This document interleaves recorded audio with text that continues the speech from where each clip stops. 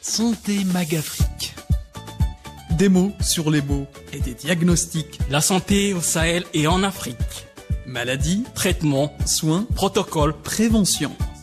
Un check-up hebdomadaire de l'actualité médicale en Afrique. Ifriqiya FM. Votre bien-être santé. Santé Magafrique. Bonjour chers auditeurs, bienvenue dans Santé Magafrique, votre rendez-vous santé qui éclaire les grands enjeux médicaux du continent. Aujourd'hui, nous allons parler d'un sujet dont on entend peu parler, mais qui concerne pourtant de nombreux hommes, la varicocèle, une pathologie parfois silencieuse, mais qui peut avoir un impact direct sur la fertilité masculine. Et pour mieux comprendre ce phénomène, nous recevons aujourd'hui le docteur Ilyes Hamouk, infectiologue. Bonjour docteur, merci d'être avec nous. Bonjour Samar, j'espère que tu vas bien. Ça va docteur. Vous savez, beaucoup de gens confondent la varicocèle avec de simples varices, docteur. Mais cette fois, c'est au niveau des testicules que ça se passe. Docteur, pouvez-vous nous expliquer en termes simples de quoi il s'agit exactement? Alors déjà, tu as déjà commencé à simplifier la chose. Tu as dit que c'était des varices, ce qui n'est pas faux. La varicocèle est une importante dilatation variqueuse, donc des veines du cordon spermatique. Donc ce sont des varices, comme on en trouve au niveau des jambes chez comme partout dans le corps, voilà. Voilà, sauf que ces varices-là, cette dilatation de veine, se situe au niveau des bourses. Alors c'est quoi les bourses? Ce sont les poches qui contiennent les testicules. Donc on va trouver à l'intérieur de la bourse les testicules avec un varicocèle. Donc c'est pas le testicule qui est touché lui-même, c'est son cordon spermatique, donc c'est une veine qui va être dilatée, comme pour les varices des jambes. Sauf que, pourquoi on en parle particulièrement? Parce que, comme tu l'as dit, c'est responsable d'une grande majorité des cas d'infertilité masculine. Comme vous l'avez peut-être déjà entendu, on dit que la varicocèle touche surtout les jeunes hommes. Pas tous les, surtout les jeunes, voilà, notamment après la puberté. Mais on dit notamment après la puberté. Est-ce vrai, docteur? Et pourquoi cette période est-elle plus à risque? En fait, c'est la période où il y a une activité productrice de spermatozoïdes qui est la plus importante. C'est la même période que pour la fertilité féminine. Donc, c'est la période qui suit l'adolescence jusqu'à l'âge de 35 ans, 40 ans. C'est là où on trouve le maximum de cas de varicocèle chez l'homme. Maintenant, il y a des personnes qui vont se dire pourquoi ça existe. Pourquoi il y a des hommes qui sont touchés, d'autres qui ne sont pas touchés. Alors, il faut rappeler que cette pathologie, bien qu'on n'en parle pas assez, c'est une pathologie relativement fréquente. Ça touche environ 22% de la population masculine. Et 4 hommes sur 10 qui consultent pour une hypofertilité ou une infertilité ou une stérilité seraient touchés. C'est tellement fréquent. C'est très fréquent. C'est tellement fréquent que les médecins et on en a parlé dans une autre émission sur la fertilité du couple, automatiquement, quand on explore une fertilité du couple, on va demander un examen des testicules et une échographie testiculaire à la recherche de varicocèle, systématiquement. Parce que beaucoup d'hommes qui consultent pour un manque de fertilité, donc une hypofertilité ou une infertilité, ont des problèmes de varicocèle. Heureusement que ça se traite dans la majorité des cas. Maintenant, pourquoi il y a des personnes qui ne sont jamais touchées et d'autres personnes qui sont touchées? Alors, il y a quelques facteurs qui augmentent ce risque. Il y a le tabac. C'est un facteur important qui va créer la varicocèle et l'aggraver. Il y a la sédentarité. Les gens qui restent assis beaucoup de temps, qui n'ont pas d'activité physique. On voit ça beaucoup chez les taxieurs, par exemple, les transporteurs, les routiers. Le manque de mouvement. Il reste surtout la position assise. C'est pour ça que si je peux donner un conseil pour quelqu'un qui travaille au bureau, de rester assis ou debout, vaut mieux rester debout. la sédentarité en premier et la position assise pendant des heures. L'obésité, ça augmente le risque. La dyslipidémie, tout ce qui est problème de cholestérol, de triglycérides. Donc, ce sont des facteurs, mais il y a des personnes qui ne sont pas obèses, qui sont actifs et qui, malgré tout, ont des varicocèles. J'ai aussi lu, docteur, que même l'alcool, pour ceux qui boivent, même l'alcool aggrave la varicocèle. Pourquoi déjà? Oui, il y a plusieurs facteurs parce que, vous savez, l'alcool est lié à des problèmes de vascularisation. C'est pour ça les personnes qui consomment de l'alcool avec de grandes quantités, ils ont des problèmes au foie, ils ont des problèmes aux vaisseaux, des artères, des veines. Et là, on parle de veine qui est dilatée, donc il y a un processus de retour. C'est ce qui va influer malheureusement négativement sur le testicule qui va qui va avoir une production spermatozoïde qui est moindre, jusqu'à 40%. Donc ça touche la qualité, d'accord, ça touche la qualité, la quantité, plus la quantité, et même la mobilité, aussi la mobilité. Quand on parle quand je parle de qualité, c'est ça, c'est la mobilité, c'est l'anatomie du spermatozoïde, etc. D'accord. Donc c'est lié directement à l'infertilité, à la stérilité. C'est même, j'ai dit, un facteur important pour l'infertilité masculine. Vous me tendez la perche, docteur, pour poser une autre question, parce que beaucoup confondent infertilité plutôt, et stérilité. La différence, docteur, brièvement. La stérilité, c'est quand on peut plus avoir d'enfants. Je fais un spermogramme chez un monsieur. Il n'y a plus de spermatozoïdes. Spermatozoïdes zéro, ou bien il y a trop de malformations des spermatozoïdes qui ne permettent pas une conception. D'accord. Là, c'est-à-dire il n'y a plus d'espoir, on parle de stérilité. C'est bon, c'est terminé. S'il y a de l'espoir, on appelle ça une infertilité, c'est-à-dire on a du mal à avoir des enfants. Et quand je parle d'infertilité, on parle d'infertilité du couple. Je ne parle pas de l'homme, je ne parle pas de la femme. Parce que parfois, c'est l'homme, parfois c'est la femme, parfois c'est les deux. Et il faut toujours explorer un problème de fertilité chez un couple. Donc c'est le médecin qui va recevoir le couple, qui va explorer le couple. Et parmi l'exploration chez les hommes, c'est l'échographie testiculaire à la recherche d'une varicocèle. D'accord. Revenons maintenant à notre sujet. Certains découvrent leur varicocèle seulement lors d'un bilan de fertilité, sans jamais avoir ressenti de symptômes. D'autres souffrent et disent qu'ils ont du mal. Mais tout de même, docteur, quels sont les signes qui devraient maintenant alerter carrément? Oui, alors il y a des personnes qui n'ont aucun symptôme et qui, lors d'un examen d'exploration d'une infertilité, le médecin, quand il fait, on va voir ça dans le diagnostic, l'examen clé, c'est l'examen clinique, bien sûr. Donc, c'est la palpation. On va trouver un petit cordon, donc une veine qui est un peu gonflée. C'est la même chose pour les hémorroïdes, c'est la même chose pour les varices. Hein. Ce sont des veines qui sont dilatées. Donc, à la palpation, c'est le médecin qui va palper, qui va examiner, va trouver un petit cordon. Donc, ce qu'on appelle une veine un peu dilatée, c'est une varicocèle. Mais parfois, on n'a aucun symptôme, on n'arrive pas à avoir des enfants, donc le médecin va prescrire une échographie testiculaire. Donc, le radiologue, il va faire l'échographie, il va trouver que les veines sont dilatées sans aucun symptôme. Mais bien sûr, parfois, il y a des symptômes. Il faut rappeler que le côté gauche est plus souvent touché que le côté droit. Et justement, pourquoi ? Vous savez que le corps humain, il n'est pas symétrique. Le corps humain n'est pas symétrique. C'est vrai. La preuve, le cœur est à gauche. C'est ça. Le foie est à droite. J'ai pensé à ça, oui. Malgré ça, chez la femme, les seins ne sont pas de la même taille. Les testicules ne sont pas de la même taille. Donc le corps n'est pas symétrique. Et on a une disposition à gauche. Il y a certains cancers qui viennent plutôt à droite, il y a d'autres malformations qui viennent plutôt à gauche. Ce sont des dispositions anatomiques. Ça touche beaucoup plus la gauche, docteur, mais quand c'est bilatéral, on parle toujours d'infertilité ou de stérilité? Non, on parle toujours d'infertilité parce qu'en général, c'est pas une cause qui va, c'est-à-dire arrêter la production de spermatozoïdes. Elle va juste diminuer, bien sûr, si elle est prise en charge. D'accord. Si on laisse une varicocèle pendant des années, il y a bien sûr le risque que les testicules soient atteints.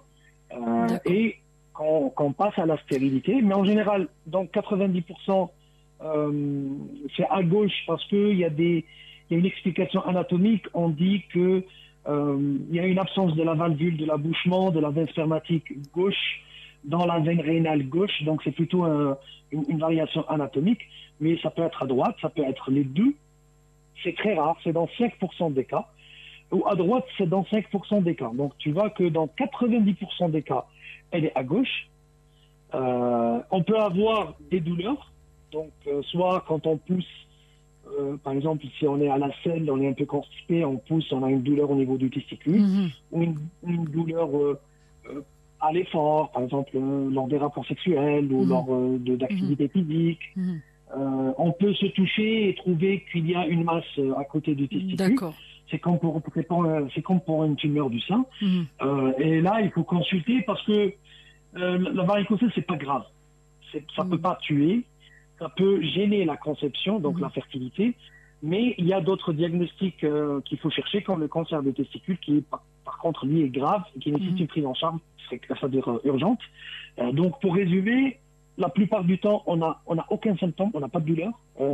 Quand on peut avoir des douleurs, et le diagnostic, il est radiologique. Donc, c'est le médecin radiologue qui va visualiser le testicule touché, on va le voir et on va voir la veine qui est augmentée de volume, qui est dilatée.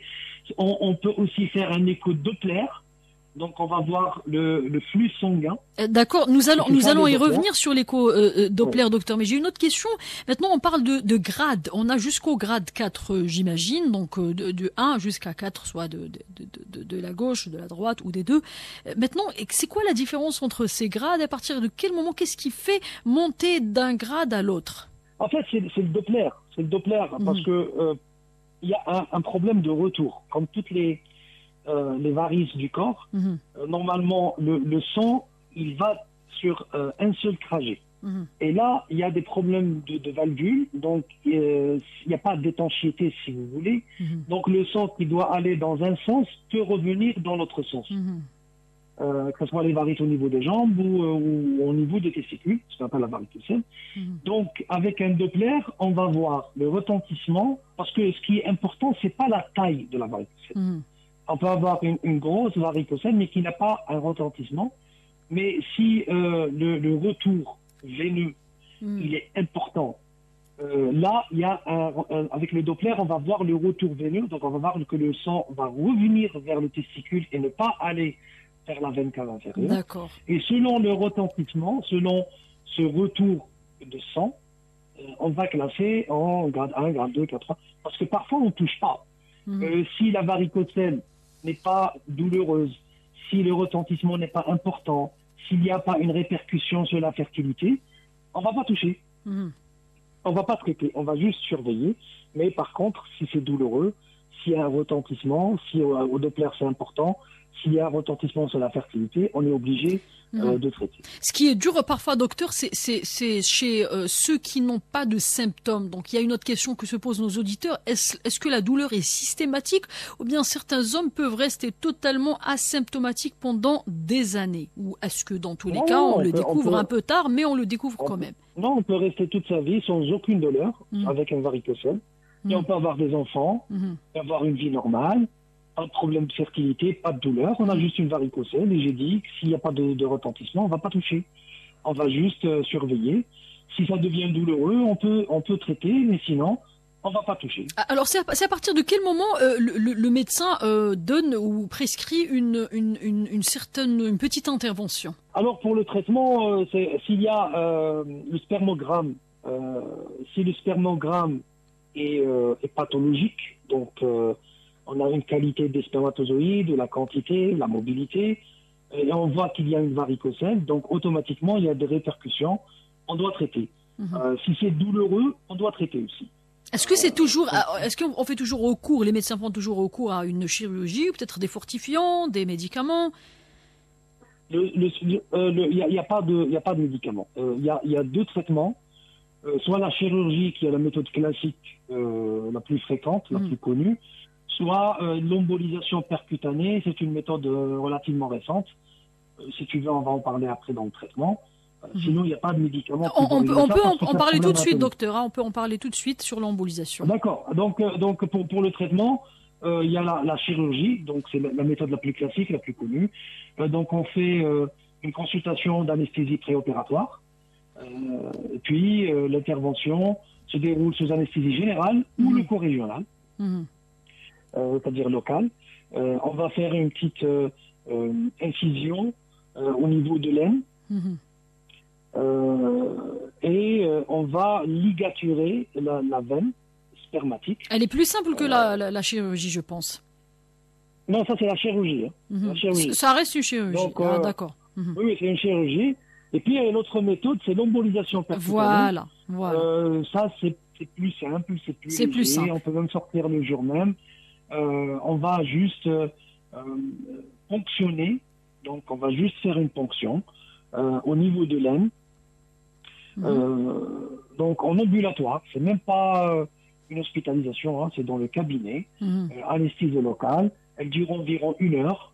On va juste introduire pour emboliser, donc à l'aide d'une radiologie. Donc on introduit un cathéter. Donc c'est comme une aiguille qui va aller vers la veine testiculaire et puis la ligaturer, donc pour diminuer le retour. Ça, c'est l'embolisation. La chirurgie, on fait une incision. Donc, on va faire une incision au niveau de l'aine. Puis, on va identifier les veines testiculaires qui sont atteintes et les ligaturer. Ça peut nécessiter une hospitalisation de 24 heures. C'est la méthode classique. Parfois, l'embolisation, elle ne marche pas, donc on est obligé d'aller vers la chirurgie. Vers la chirurgie. Voilà. Bon, comme toute chirurgie, en général, il n'y a pas de problème, mais on peut avoir des complications comme des infections, un saignement, un hématome. D'accord. Mais c'est très rare, Vous avez parlé justement, quand on parle du diagnostic, vous avez parlé de l'échographie Doppler. On dit souvent que le diagnostic se fait à l'examen clinique, mais dans quel cas donc, docteur, faut-il aller plus loin et recourir justement à l'échographie Doppler? Non, l'échographie, l'écho Doppler, elle est obligatoire.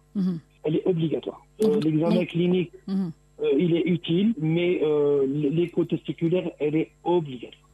Même si on a un problème d'infertilité et à la palpation on trouve rien, parce qu'on peut ne rien trouver. On est obligé d'aller vers l'écho testiculaire parce que elle va visualiser le testicule, déjà pour éliminer une autre pathologie, notamment le cancer du testicule. Donc on va bien visualiser le testicule, on va bien visualiser la varicocèle si elle existe, la taille de la varicocèle, et puis pour le Doppler, on va voir l'impact vasculaire. Donc, c'est l'examen qui est l'examen clé, mais qui est obligatoire. D'accord, docteur. Donc, j'imagine que nos auditeurs qui nous écoutent en ce moment se demandent si la varicocèle s'aggrave forcément avec le temps. Est-ce que, ou plutôt, comment évolue naturellement cette pathologie, je dis bien, si elle n'est pas traitée? Alors, c'est une bonne question, ça dépend. Ça dépend. Si on a les facteurs de risque que j'ai cités, l'obésité, la sédentarité, le tabagisme, l'alcool, ça risque d'augmenter. Et plus elle augmente, plus la douleur elle est plus importante et plus il y a un impact sur la fertilité. Donc, mais on peut avoir une petite varicocèle qui va durer toute la vie, qui ne va pas évoluer, qui n'a aucun impact, on va juste la surveiller. Mais sinon, l'évolution, elle dépend de beaucoup de paramètres. D'accord. Et sinon, docteur, dans les zones rurales où l'accès aux examens est limité, comment un médecin peut-il repérer les formes les plus sévères? Alors, c'est l'examen clinique. Ça, c'est l'avantage d'avoir un examen clinique et un médecin expérimenté qui doit, comme pour les petits-enfants, tu sais, à l'école, surtout les première année, deuxième année primaire, le médecin scolaire, donc le responsable de la médecine scolaire, il va voir les enfants, il va palper les testicules, parce qu'il y a beaucoup d'enfants qui ont une cryptorchidie, c'est-à-dire les testicules ne descendent pas, ils restent au niveau du corps. D'accord. Et on va palper les petits-enfants pour voir est-ce que c'est descendu ou pas. Parce que si ça ne descend pas et on ne va pas intervenir, au bout de quelques années, ces testicules-là vont disparaître et on aura une stérilité. D'accord. C'est la même chose pour le cancer du testicule. Normalement, comme pour le cancer du sein, un médecin doit palper les testicules, faire un toucher rectal, par exemple, pour la prostate, palper les testicules pour le cancer du testicule, devant toute douleur ou une masse un peu bizarroïde. C'est comme pour le cancer du sein. Par contre, pour la varicocèle, un médecin expérimenté peut faire le diagnostic à l'examen clinique dans les cas où la varicocèle elle est importante. On va voir une poche à côté des testicules, c'est des vaisseaux qui sont un peu dilatés.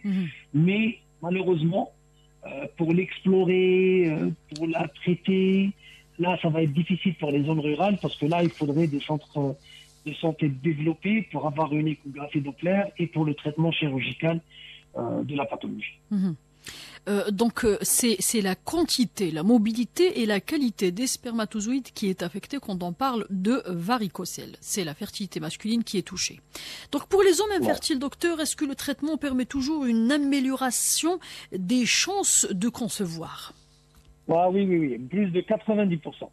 D'accord. Plus de 90% du traitement, même chirurgical, va améliorer l'infertilité quand elle est due, bien sûr, à la varicocèle. Donc, c'est une chirurgie qui est très précise, qui a très peu de complications et qui donne des résultats très satisfaisants. D'accord. Alors, ce qu'il faut faire juste, après 3 mois de l'opération, de l'intervention, on va faire un spermogramme de contrôle pour vraiment apprécier l'amélioration des caractéristiques spermatiques après l'intervention. D'accord. Docteur, dans votre pratique en Afrique, peut-on dire que la varicocèle figure parmi les causes les plus fréquentes d'infertilité masculine? Oui. Vous savez, l'appareil génital féminin est plus complexe que l'appareil génital masculin. C'est pour ça que la femme, on a plusieurs étiologies d'infertilité, que ce soit les ovaires, les trompes de Fallope, l'utérus, etc. D'accord. C'est pour ça qu'on a tendance un peu à accuser, entre parenthèses, la femme dans l'infertilité. Mais ça peut être l'homme qui peut être stérile, qui peut avoir des problèmes de diabète, qui peut avoir des problèmes d'hormones. Mais là, dans la majorité des cas, la cause d'infertilité masculine, c'est la varicocèle, c'est la première étiologie responsable.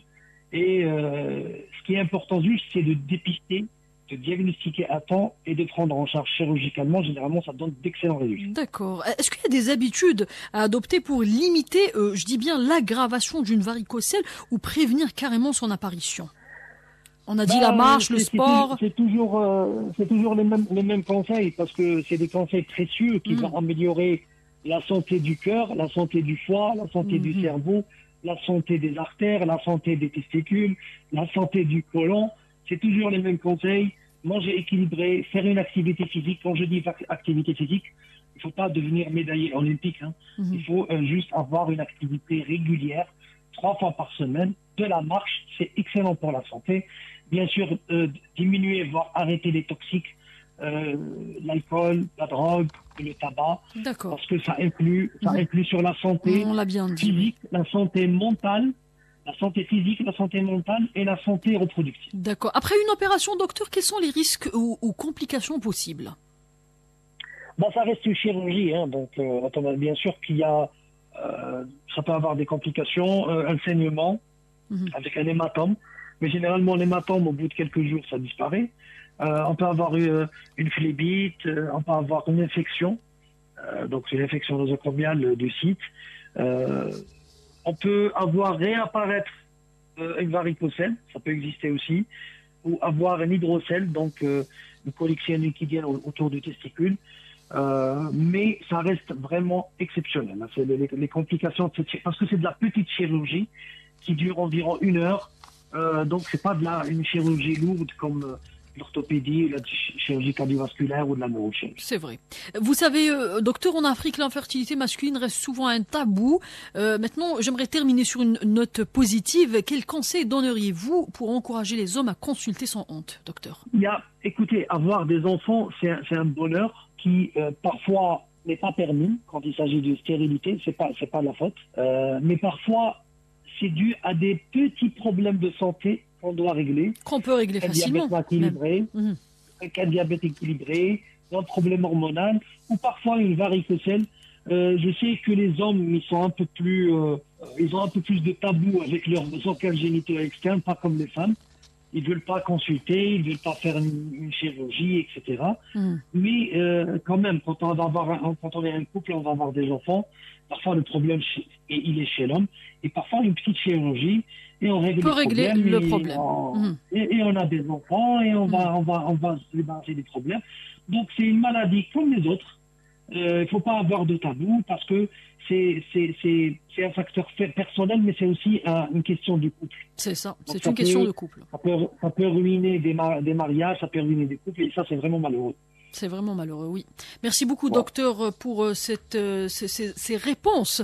Chers auditeurs, vous l'avez compris, la varicocèle n'est pas une fatalité. Détecter tôt et bien prise en charge, elle permet de préserver la fertilité masculine et d'éviter bien des complications, comme le docteur vient de nous le dire.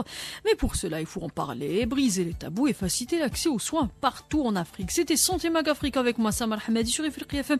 Merci de votre fidélité. À très bientôt pour une nouvelle émission Santé.